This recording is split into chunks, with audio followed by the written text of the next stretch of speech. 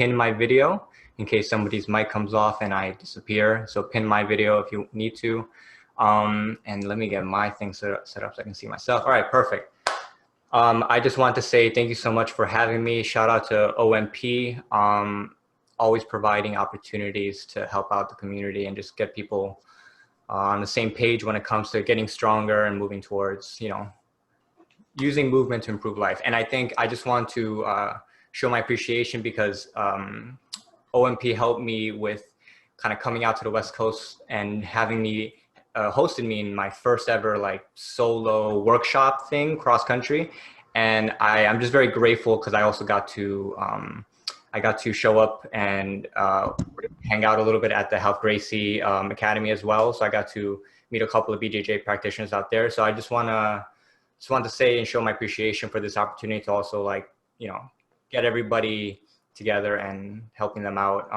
This is definitely a crazy time to be in, but hopefully we can all kind of just come together and really make the best of it. So I know there's a lot to kind of cover in terms of what I would ideally like to cover, but I just want to briefly touch on my background. My name is James. I am an assistant instructor for functional range systems. And some of you may have already been exposed to some of these systems, functional range conditioning, kin stretch. If not, long story short, it is a system of training joint mobility. It is a movement practice that helps you address movement deficits.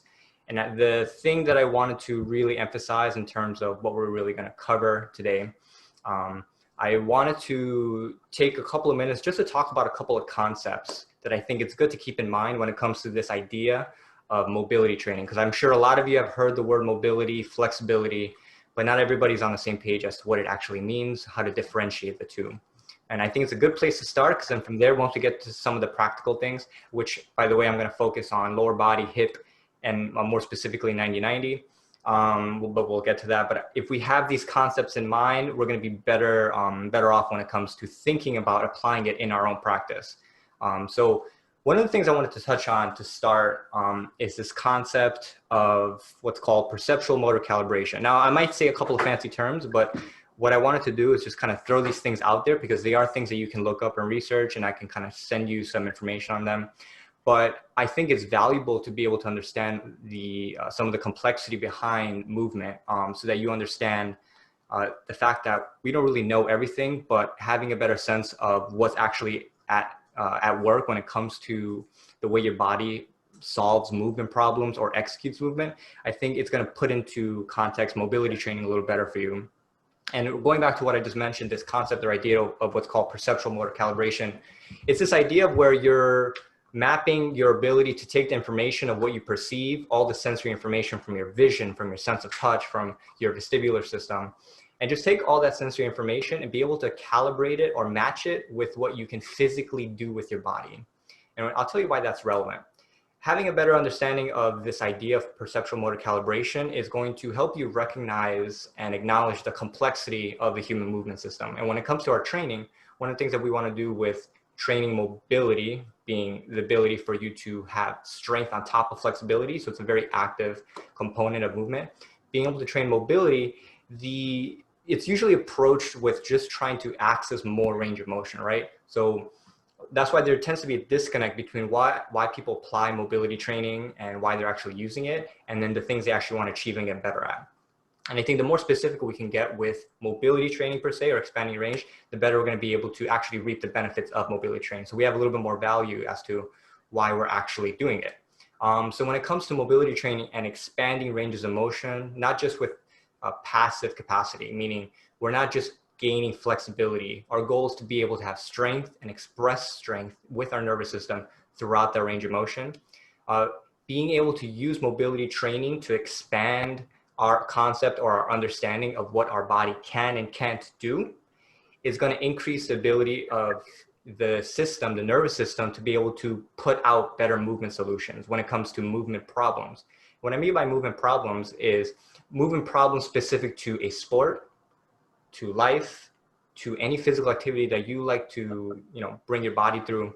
Your body is constantly trying to solve problems. It's constantly taking information from an environment and trying to recognize what information is valuable and what information that the body can recognize and act on. And that's going to bring us into our next concept of what's called affordances. And the concept of affordances stems from James J. Gibson, who is considered the father of ecological psychology.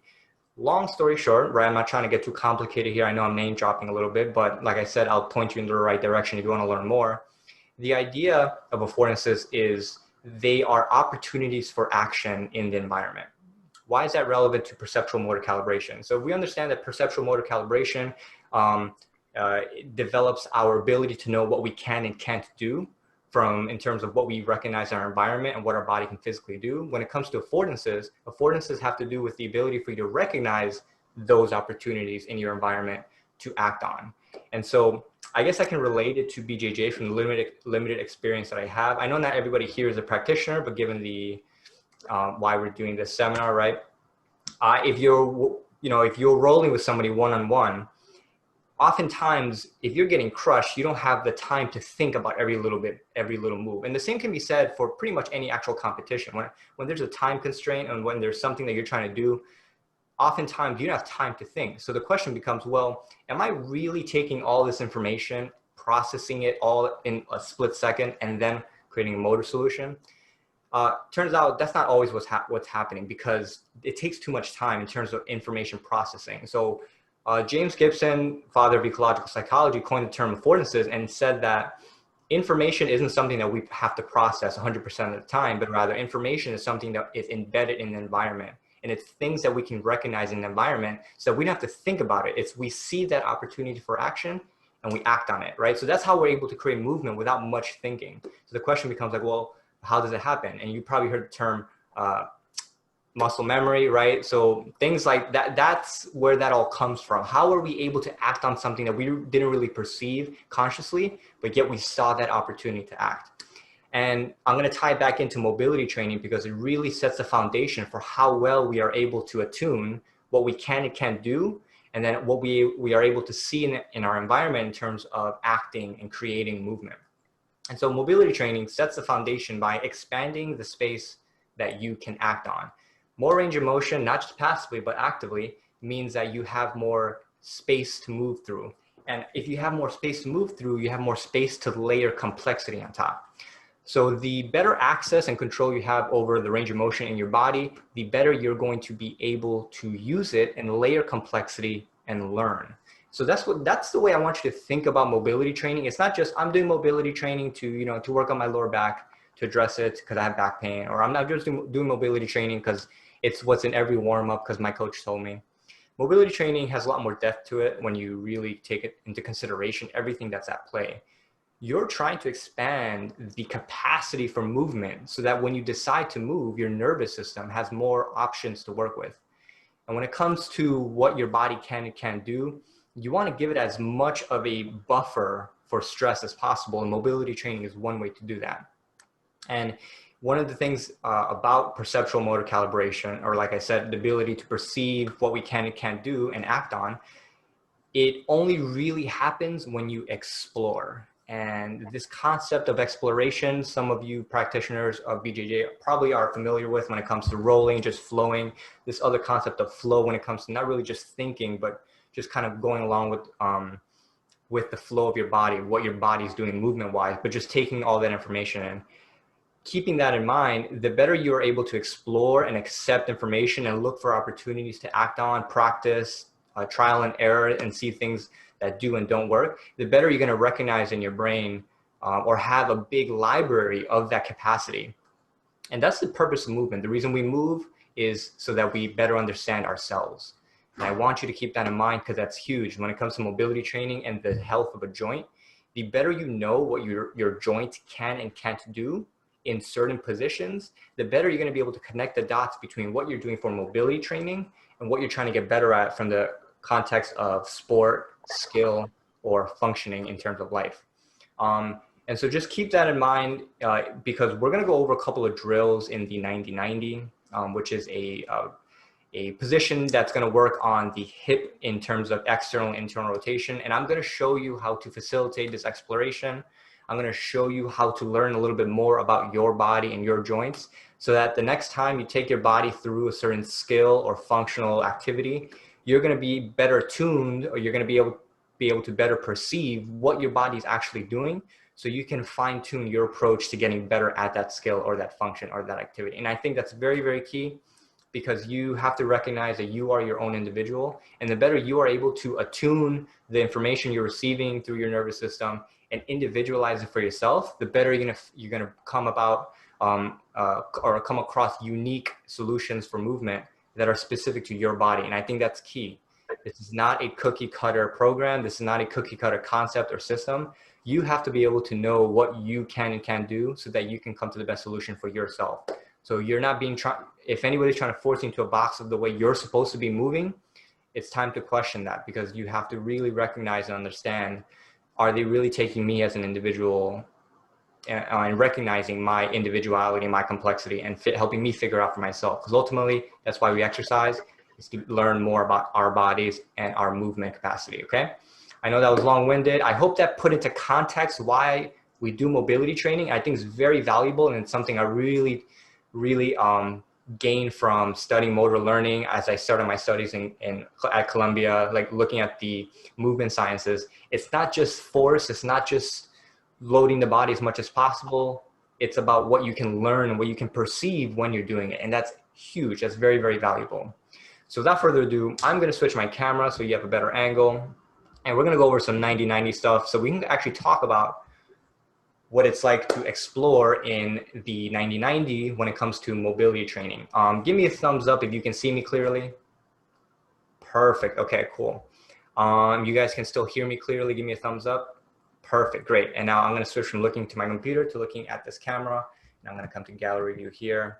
All right, perfect. So, and by the way, I actually don't have a timer. So Alexia or anybody at OMP, give me a heads up when I'm like 5 minutes away from my limit, because I might ramble. So I don't know how much you want to let me ramble, but we got you.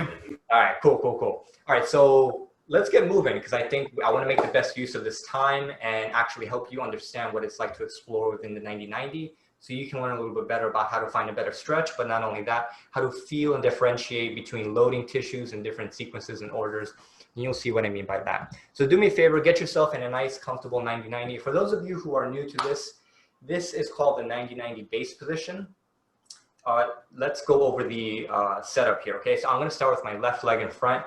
I have my front thigh parallel to my back shin, and my front shin parallel to my back thigh, okay?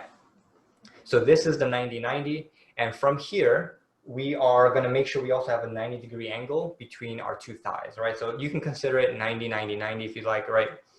Now, 90-90 is a position that allows you to explore rotation of the hip, but also it gives you opportunity to load that rotation of the hip. And I'm going to show you how to explore first stretching, and then we're going to explore tension a little bit. And like I said, I just want to reiterate, this is just scratching the surface, but I want to introduce this concept of exploration when it comes to your mobility training, so that the next time you're applying any mobility concepts or techniques in your own practice, you're able to facilitate or implement this exploration, so you can fine tune that mobility training, okay? So first, let's start off by finding a really good stretch, because we're gonna work on external rotation. I'm gonna try, and related to BJJ a little bit, well actually, I'll let you fill in the blanks. Look at the positions of the axis and see why they're relevant to BJJ. Not everybody here is a BJJ practitioner, but you can also do the same thing when it comes to, if you're a weightlifter, the squatting position of external rotation is very, very important as well. But the idea is, as we go through these concepts or this exploration of this position, try and see if you can apply some of the things that you're actively moving your body through and see if it relates. And then the better you do that, the better it's going to actually transfer over. So for 90-90, let's talk about a stretch for a second. Very commonly, you'll see people tell you to lean forward into a good stretch. So let's try that out actually. So I'm gonna put this on gallery so I can see everybody. All right, so if we're 90-90, take both your hands, put them on the floor just like this.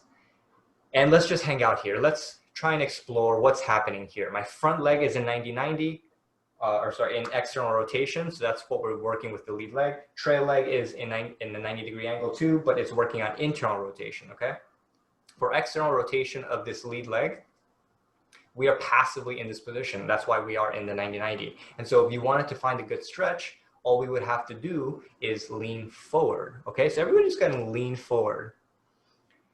And here's what I'm going to do. I'm not going to tell you where you're supposed to feel the stretch, although I have an idea as to where you should, but I want you to lean forward and keeping your hands on the ground. I want you to explore a couple angles.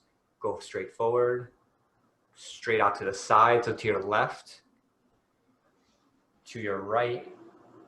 What happens if you fold your spine versus keeping it straight and then leaning forward, okay? And so when you move through these ranges, I want you to pick a stretch or an angle and just stay there. Pick one that you like. You're like, ooh, that feels good. And just hang out there.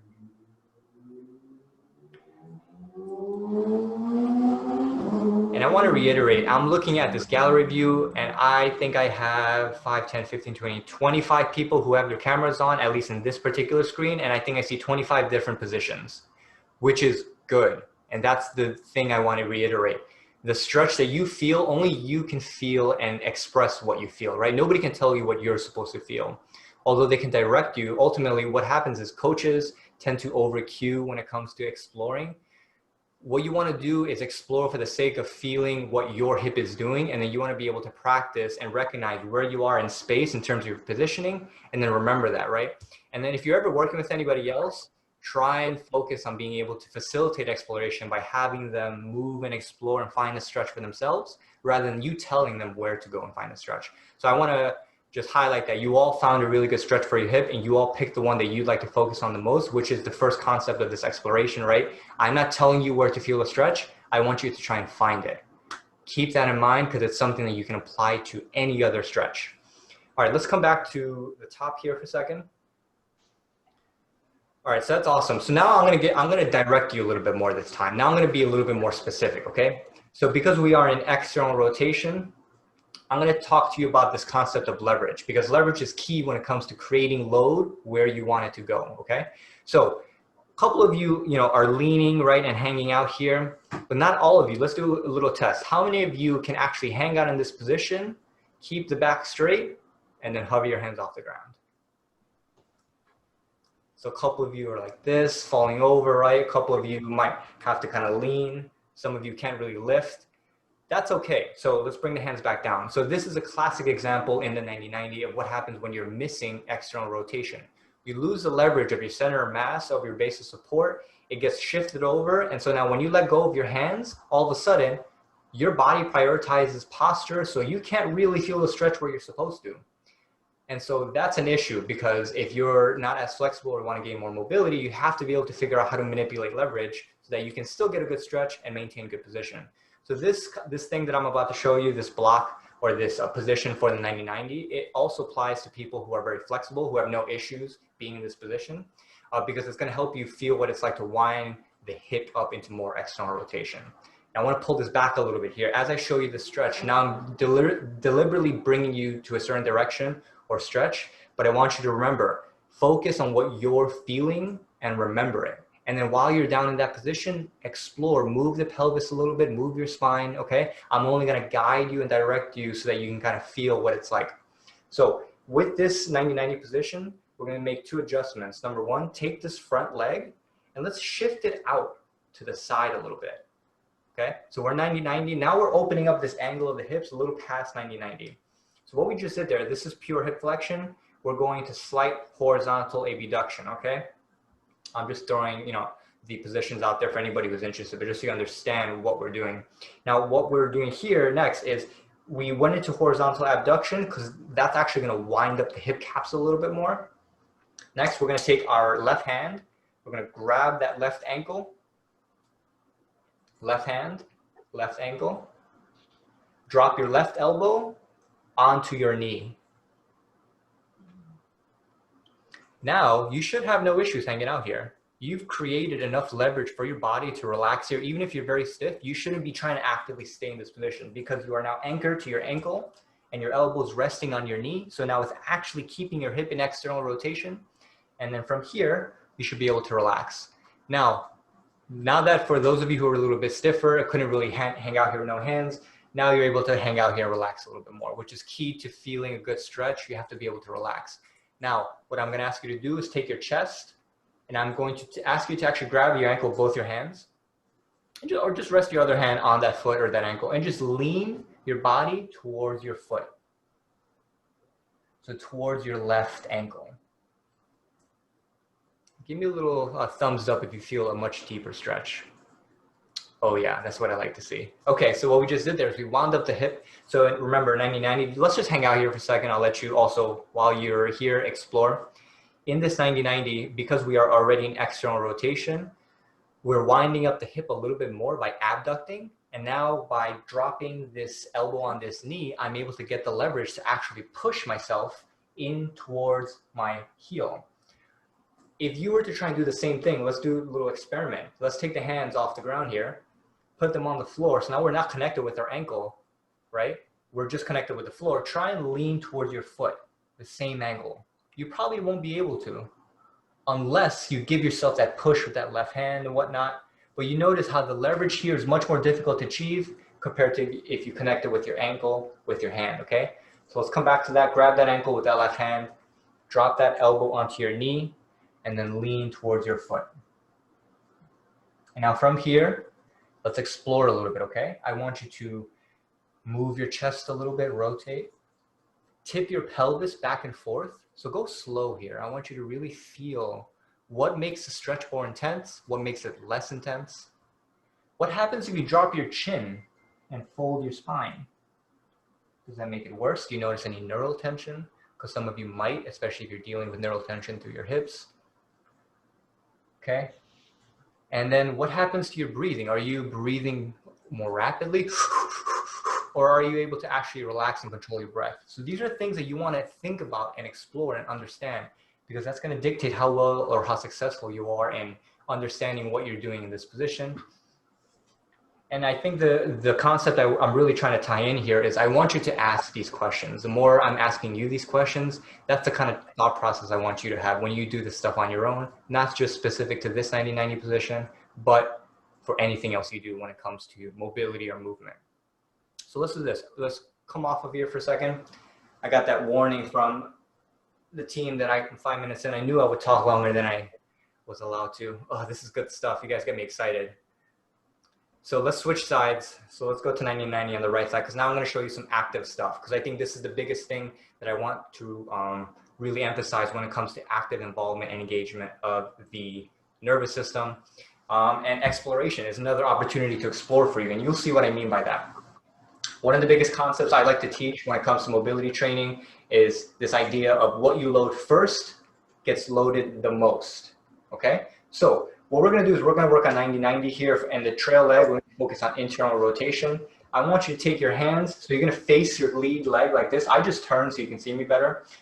I'm still facing that same position that we started off with, but we're gonna do what's called like an active internal rotation. So this back leg is an internal rotation, this front leg is an external, right? So we're switching gears, we're coming back to the trail leg. What I want you to do is actually try and really quickly lift your back foot off the ground.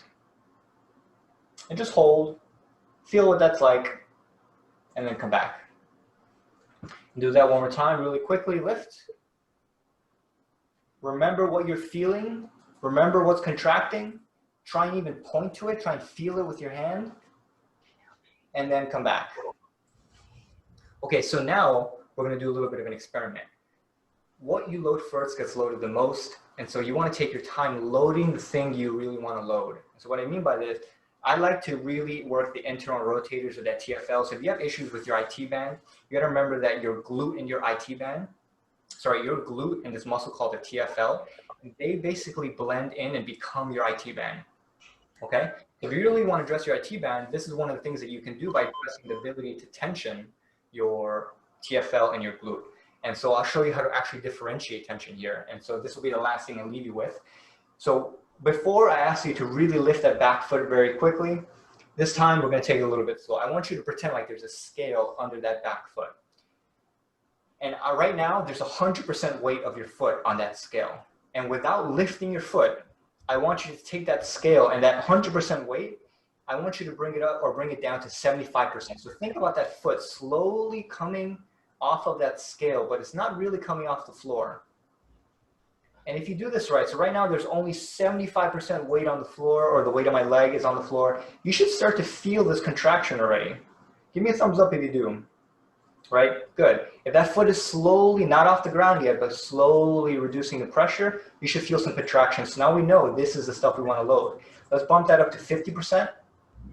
So we're really, half of the load of our leg is off of the ground. We're really contracting here. Do you guys notice that bump up a little bit, right?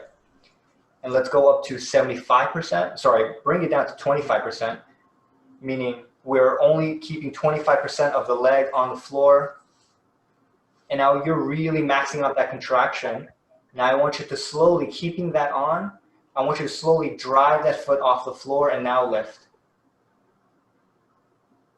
And just hold. And I want you to feel, how does this compare? Is it different? Is it the same? And then come back down. And let's slowly come off of that. And just because I want to respect the time here, I wanted to really kind of tie things in together here. If you did that right, you should have noticed the difference between lifting up very, very quickly and then lifting up very, very slowly. When you lift quickly and very fast, your nervous system takes all the things that it can use and just spits out a solution for movement, and it just recruits whatever it needs to address the issue at hand. But when you go slowly, you're actually able to selectively pick what you want to load more. So when it comes to mobility training, something like the 90-90, it's not just about lifting the foot. My next question is going to be, well, when you're lifting the foot, what are you thinking about? What are you thinking about when you ramp up? What are you engaging first? Can you switch it to something else? Can you squeeze your glute and then you lift? What does that change, right? And so that exploration of tension might look very, very similar, or might look like you're not doing anything from somebody's outside perspective or point of view. But if I were to see and understand what that person or myself is thinking when I'm doing that, you'll know that your intention really, really matters. So although somebody else might be looking at you and saying, what are you doing? You're just lifting your leg up 10 different ways, or 10 times the same way. Really, based on your intention and what you're trying to load or manipulate in terms of tension, you can be doing very, very different things, which means that you're going to adapt very, very differently to that training.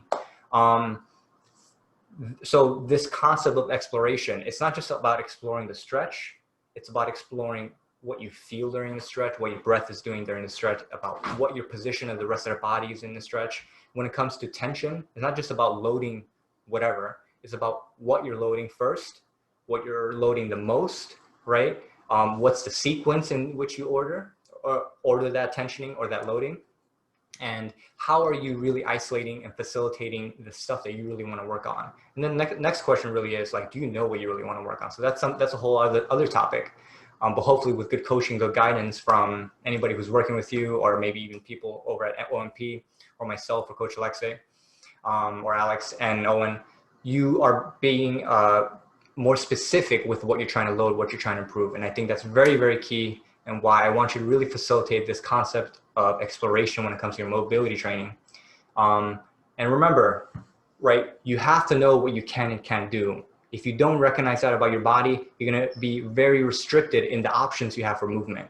And that's why we train. That's why we work so hard to get stronger, so our body has that foundation.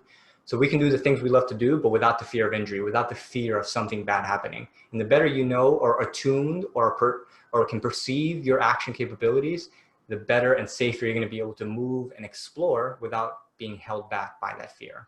And I think that was very long-winded. I tried to squeeze in as much as possible. I really hope that was beneficial. And I think I'm going to pass over the torch back to the team. So that's my spiel. Thank you so much.